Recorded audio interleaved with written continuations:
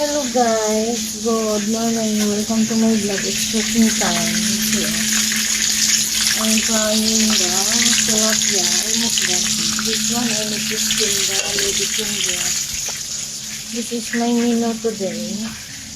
Fried tilapia and lady finger. Steam lady finger. I just make dipping sauce for the lady finger and fish.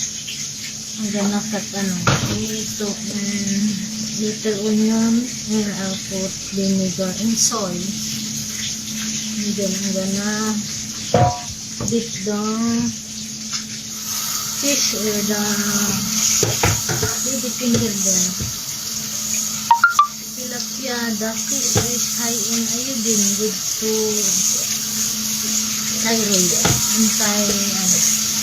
good for thyroid gland.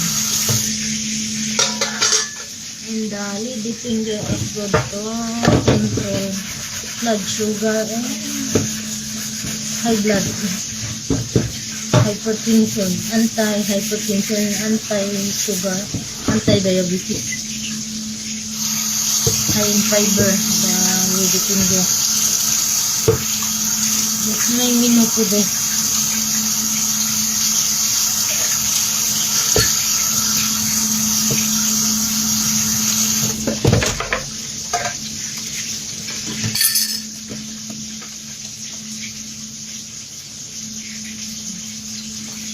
Anyway guys, today is Monday. It's first day of office in school. Some of the school there still have class until July. The Summit International School, they still have class up to July 3. But the Philippine school, they don't have school anymore.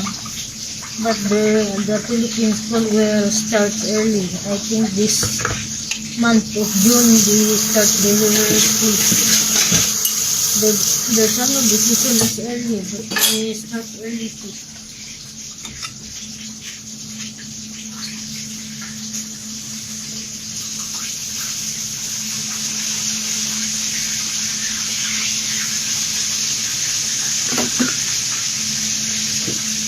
Anyway guys, if you like my video, don't forget to click my heart with a comment for video.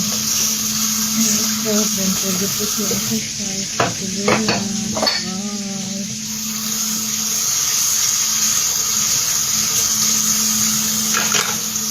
I've been busy lately.